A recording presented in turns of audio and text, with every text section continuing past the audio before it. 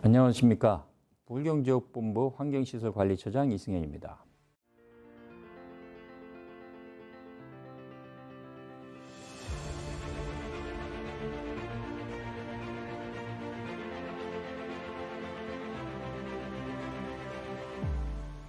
요즘 물가가 많이 오르고 있습니다. 그로 인해서 물가 변동이란 계약금액 조정이 많이 발생하고 있습니다. 물가 변동으로 인한 계약금액 조정이 많이 발생하고 있는데 이것을 검토하고 이것을 이해하는 게 상당히 좀 어려운 부분이 좀 있습니다. 그래서 이 시간에 물가 변동으로 한 계약금액 조정에 대해서 강의하고자 합니다. 제가 강의할 내용은 첫 번째, 물가 변동을 위한 계약금액 조정이란에 대한 내용에 대해서 얘기하도록 하겠습니다. 정확하게 말하면 물가 변동이 발생하면 왜 행정주체인 지방단체와 국가가 계약금액을 조정을 해줘야 하는가에 대한 이유겠죠. 그거에 대한 이유와 관련 근거, 법규에 대해서 얘기해 보도록 하겠습니다. 두 번째는 물가 변동 용역 보고서가 실제로 감독에게 들어오면 이걸 검토해야 되는데 그 양이 엄청나게 방대합니다. 용역 보고서 양이 한 1000페이지가 넘거든요. 그것도 빡빡하게 쓰여 있는 글자로. 이걸 효과적으로 검토하는 방법, 노하우에 대해서 얘기하도록 하겠습니다. 세 번째는 물가 변동을 위한 계약금액 조정 방법, 어떠한 절차를 통해서 어떻게 조정하는지에 대해서 얘기해 보도록 하겠습니다. 먼저 물가 변동으로 인한 계약금액 조정이란의 주제에 대해서 얘기하겠습니다. 근데 이 주제는 실제로 얘기하자면 물가 변동이 발생하면 왜 행정주체인 국가와 지방단체가 계약금액 조정을 해줘야 할까요? 그 예를 들기 위해서 저는 이 그림에서 보는 같이 영종대교를 들고 나왔습니다. 여러분도 잘 아시다시피 이 영종대교는 인천과 신공항을 연결하는 연육교입니다. 현재 다 완성이 되어 있지만 만약 이것이 완료되기 전 공사를 하고 있다라고 생각하는데 그 와중에 이렇게 물가가 오른 경우 과연 이것을 누가 책임져야 할까요? 국가일까요? 건설업체일까요? 이 누군가가 이 문제에 대해서 책임을 져야 하는데 이것에 대한 기준은 법입니다. 그것도 민법인 거죠. 현재 저희가 하고 있는 국가계약법이나 지방계약법은 타법 우선이기 때문에 민법이 우선합니다. 그러므로 민법이 어떻게 규정하고 있는지에 대해서 알아보도록 하겠습니다. 민법은 채무자 위험 부담주의를 채택하고 있습니다. 채무자 위험 부담주의는 밑에 보시는 쌍무계약의 당사자 일방의 채무가 당사자 쌍방의 책임 없는 사유로 이행할 수 없게 된 때에는 채무자는 상대방의 이행을 청구하지 못한다라고 규정하고 있습니다. 그래서 쌍무계약이라고 하는 것이 무엇일까요? 이 쌍무계약은 서로 책임을 지는 겁니다. 이 부동산 계약이 쌍무계약의 대표적인 내용이겠죠. 부동산 계약을 하면 내가 집을 살려고 하는 사람은 대금을 지급할 의무가 있는 거고 집을 가진 사람은 집을 이전할 의무가 있는 겁니다. 이렇게 상호 간에 의무가 있는 계약을 쌍무계약이라고 합니다. 건설공사도 마찬가지로 이 쌍무계약입니다. 도급자인 발주자는 공사비를 지불할 의무가 있고 또 건물이 완공되면 건물을 취득할 의무가 있는 거죠. 원도급사인 건설에서는 건물을 완성할 의무가 있고 공사비를 받을 의무가 있습니다. 이렇게 쌍무계약인 겁니다. 그러면 아까 물가 변동에 대한 얘기를 했죠. 건설공사는 쌍무계약이죠. 그러면 여기서 누가 물가 변동이 일어나면 책임을 져야 된다? 이 내용에 있어서 채무자는 상대방의 양을 청구하지 못한다고 했죠. 채무자가 위험을 지는 겁니다. 그래서 채무자 위험 부담주의라고 이렇게 얘기하고 있는 겁니다. 그러면은 아까 규정에 있어서 채무자가 누구일까요? 채무자는 바로 여기 나와 있죠. 건물을 완성할 의무가 있는 사람, 원도급자인 건설업체이겠죠. 이 건설업체가 채무자인 겁니다. 그럼 물가 변동이 일어나면 누가 그 위험을 무릅써야 한다? 원도업자인 건설업체가 물가 변동에 대한 책임을 져야 합니다. 그런데 왜 물가 변동이라면 행정 주체인 국가가 계약 금액을 조정을 해 줄까요? 다시 아까 내용 영종대교로 한번 다시 와 보도록 하겠습니다. 영종대교 아까 물가 올랐다고 얘기를 했죠. 자, 물가가 올랐습니다. 그러면 어떤 문제가 생길까요? 물가가 상당히 많이 오르면 건설을 제때에 완료할 수 없을 수도 있는 겁니다. 건설업체 입장에서 보면은 상당히 좀 어려움에 봉착을 하겠죠. 그럼 제때에 영종대교를 완료할 수 없게 되면 어떤 문제가 발생할까요? 이 아까 말씀드렸죠. 신공항이라고 비행기가 날 수 없게 되는 상황이 됩니다. 그러면은 비행기만 날지 못한 게 아니라 이 영종대교에는 여러 가지 그 위락 시설도 있고 주거 시설도 있고 여러 가지 뭐 아파트도 많이 있죠. 이런 것들이 다 무용지물이 돼 버리는 경우가 됩니다. 결국 건설이 제때 이루어지지 않음으로써 공공이익이 상당한 침해를 받게 되는 거죠. 그뿐만 아니라 물가가 너무 많이 오르면 건설업체가 파산할 수도 있습니다. 이 건설업체가 파산하는 것이 국가적으로 바람직한 내용은 아닌 거겠죠. 그래서 이러한 문제를 해결하기 위해서 행정법상 저희가 물가 변동이란 계약금액 조정을 해주고 있습니다. 오늘날의 행정계약에 있어서 대표적인 것이 프랑스 행정계약인데 대부분의 나라가 프랑스 행정계약이 체계적이기 때문에 이를 근거로 행정 규정을 만들고 있는데 이 프랑스 행정계약에 보면 예측불능 이론이라는 것이 있습니다. 이 예측불능 이론을 크게 좀 확대를 좀 해보면 뭐 이런 내용입니다.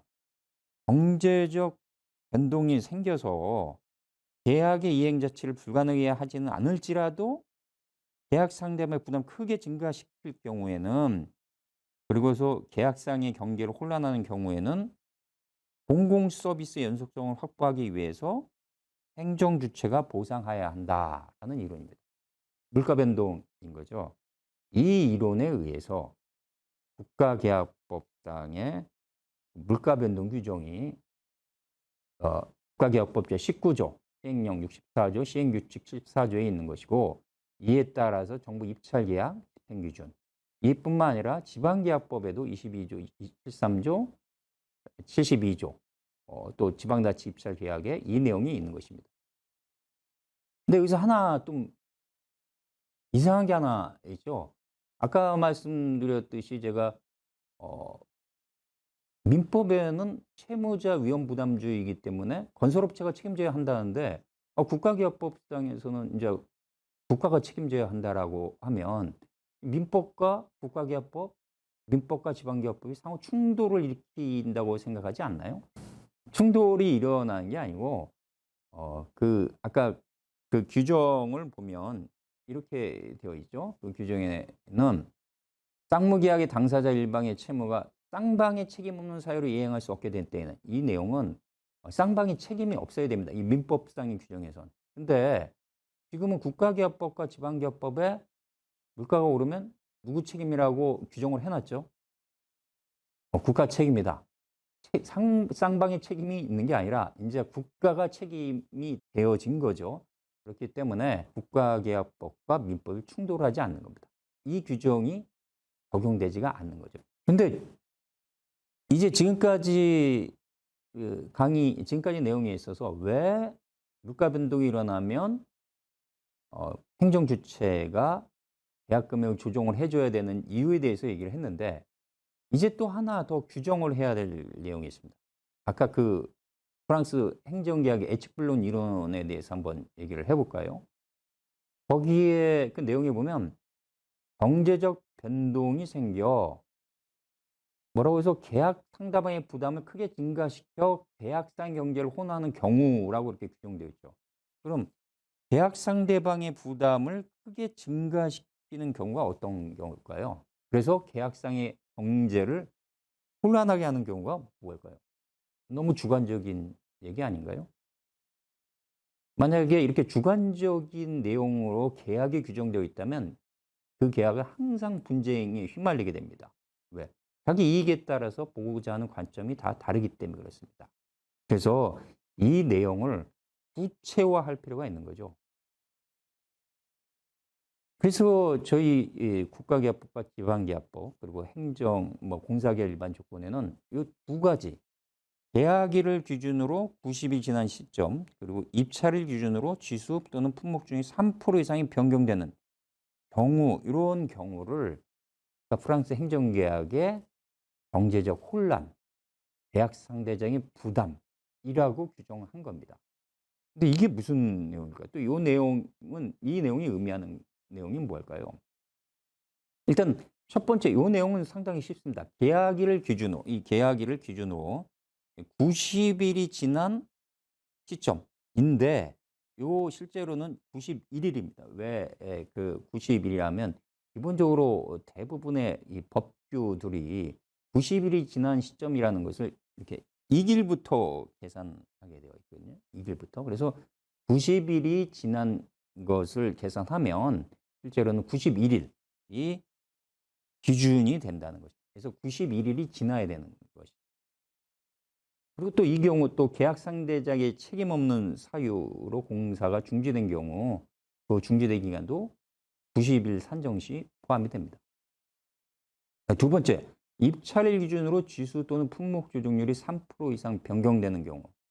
이 내용은 좀 무슨 내용일까? 이 내용은 잘 모르시는 경우가 많는데, 자, 90일이 지났다 이거죠. 90일이 지났는데, 저희가 공사를 하고 있어요. 공사를 하고 있는데, 어느 시점을 딱 해서 봤는데 91일이 지난 시점 어느 시점을 봤는데 이때까지 내가 10억을 했습니다. 10억의 공사를 했는데 남아있는 공사가 이제 90억인 거죠. 이 90억의 비용을 입찰일 기준이라고 했죠. 이 91억을 입찰일 기준의 시점으로 끌고 갔을 때와 그리고 기준 조정일로 끌고 갔을 때 이 가격의 차이가 3%가 발생이 됐다. 이때 계약 상대방의 부담이 크게 증가된다라고 규정을 하고 있는 겁니다. 그러면은 요 내용을 봤을 때 물가 변동을 하게 되면 무엇을 구해야 될까요? 가장 첫 번째, 조정 대상 금액을 구해야 됩니다. 추후에 말씀드리겠지만 이 조정 대상 금액을 구하는 것이 좀 쉬운 일이 아닙니다. 가장 중요한 일인 거죠.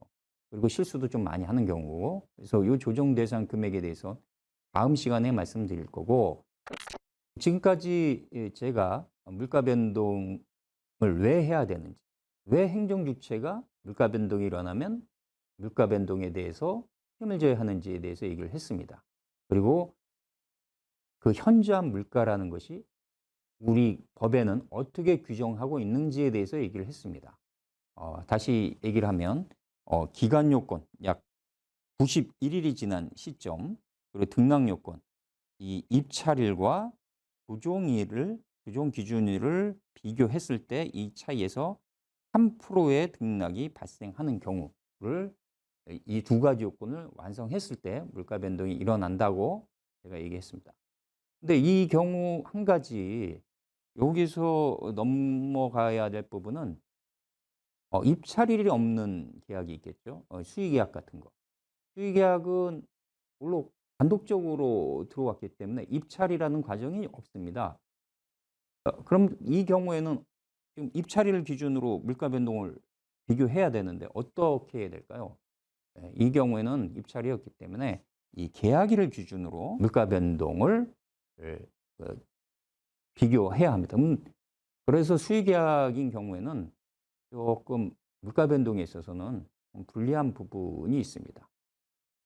기간 요건 및 등락 요건의 유의사항에 대해서 한번 좀 또 한 가지 고려해야 할 사안은 지금 이제 계약일이 이렇게 있습니다. 계약일 기준으로 여기는 60일이 지났고 여기는 91일이 지났고 그리고 120일이 지났고 뭐 이렇게 지났는데 이때 물가 변동이 3.12, 3.9, 뭐 3.2 이런 식으로 물가 변동이 일어났습니다. 이때 조정 기준일이 언제일까요? 네. 이 조정 기준은 C입니다. C. 왜 C이냐? 뭐 다 아시겠지만 이 A는 3.12로 아까 말한 3% 이상이 됐지만 91일이 지나지 않았죠. B는 91일이 지났지만 이 물가 조정 및 품목 조정률이 2.9이고 C가 120일 때 3.2입니다. 근데 D는 왜 안 되나? D는 140일 지났는데 4.3이다. 이거는 왜 안 되냐면 90일이 지난 품목지 지수 조정률이 3% 넘긴 최초의 날짜가 그 조정 기준일이 되는 겁니다. 그래서 만약에 품목비 지수 조정률이 만약에 3.4, 3.5%다. 그러면 이전에 최소한 이전에 등락 요건이 품목 및 지수 조정률이 3.0% 이하라는 것을 좀 확인을 해야 되는 그런 부분이 좀 있습니다. 그래서 이런 부분에 대해서 조금 이해를 좀 하시면 될 것 같습니다. 지금까지 제가 왜 물가 변동은 행정 주체가 책임을 져야 되는지, 그 위험 부담은 우리가 왜 안 해야 되는지에 대해서 얘기를 했고, 그리고 물가 변동에 대한 요건, 즉 현저한 경제적 변동을 정의해야 되는데 현저한 경제적 변동이 무엇인지에 대해서 얘기를 했습니다. 다음 시간에는 그럼 실제적으로 물가 변동을 검토할 때 주의해야 할 사항, 그리고 어떻게 그 많은 것을 쉽게 검토할 수 있는지 그에 대한 노하우에 대해서 얘기하도록 하겠습니다. 네, 감사합니다.